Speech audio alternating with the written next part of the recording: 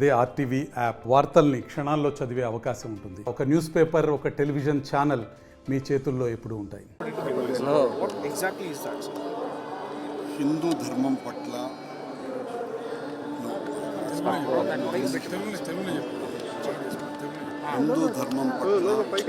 సనాతన అత్యంత పురాతనమైన భారతీయ సంస్కృతి పట్ల అపారమైన నమ్మకము, విశ్వాసము కలిగి హిందూ ధర్మం మేము ఆచరించాలని నిశ్చయించుకున్నాము. భగవంతుడి పట్ల నమ్మకాన్ని కలిగించుకుంటున్నాము అనేటువంటి ఆలోచన కలిగిన వాళ్ళు ఎవరైనా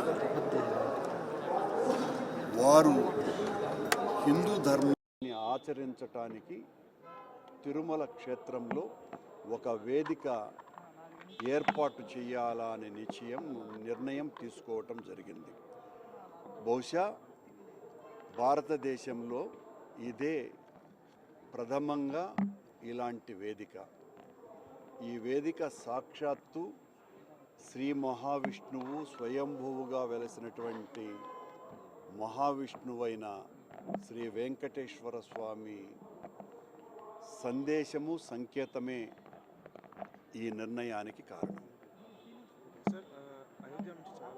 lot of people based from Ayodhya have come here to learn the methods of administration from the TTD. What do you have to say on this? గతంలోనూ కూడా చెప్పాము, తిరుమల తిరుపతి దేవస్థానానికి ఒక పటిష్టమైన యంత్రాంగం ఉన్నది, వ్యవస్థ ఉన్నది.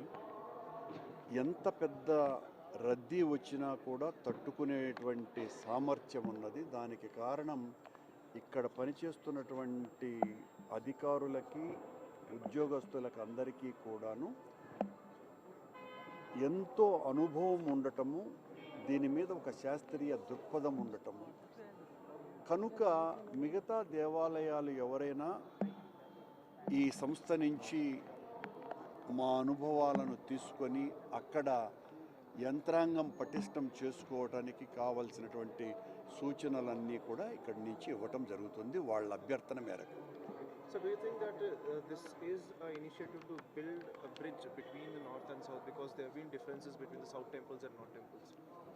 నాకు తెలిసి అలా సౌత్ టెంపుల్స్కి, నార్త్ టెంపుల్స్కి భిన్నత అంటూ ఏమీ లేదు.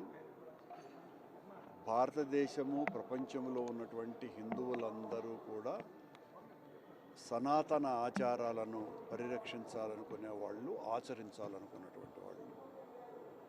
కొలిచే విధానంలో తేడా ఉండవచ్చునేమో, కానీ అది పెద్ద అంతరం కాదు.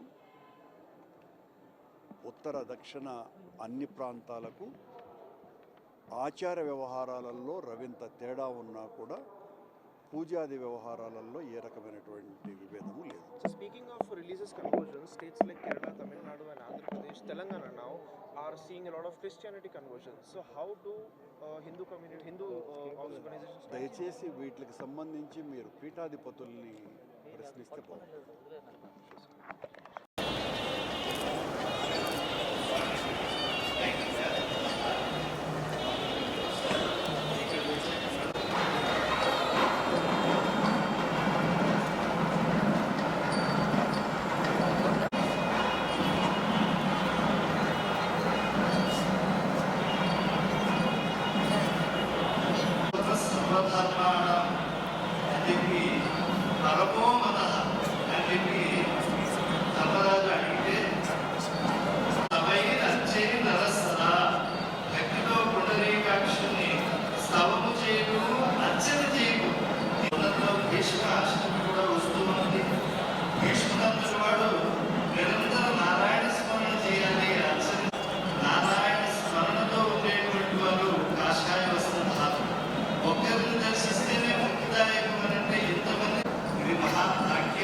తిరుమల తిరుపతి దేవస్థానానికి సొంతం.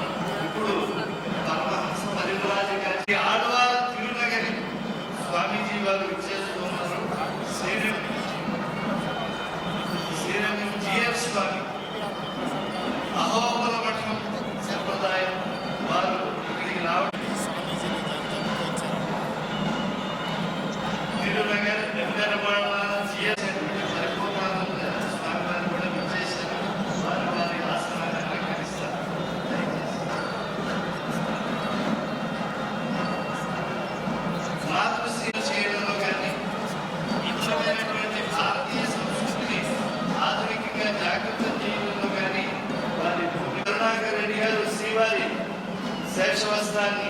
చక్రాంకితమైనటువంటి వస్త్ర బహుమానాన్ని ఇచ్చి ఆశీస్సులు తీసుకుంటూ ఉన్నారు కార్యనిర్వహణాధికారి ధర్మారెడ్డి గారు.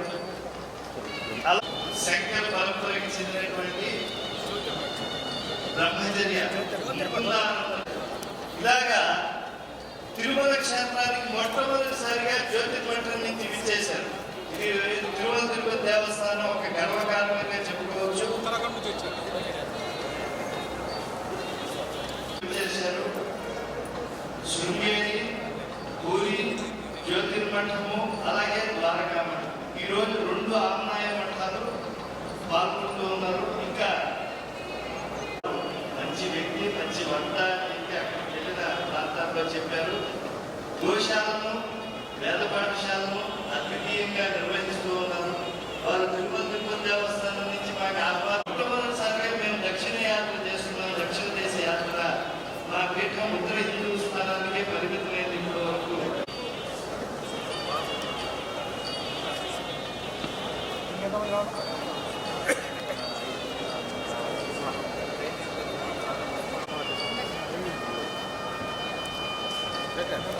మరిన్ని వీడియోస్ కోసం ఛానల్ ని సబ్స్క్రైబ్ చేయండి. లేటెస్ట్ అప్డేట్స్ కోసం వాట్సాప్ ఛానల్ ని ఫాలో చేయండి.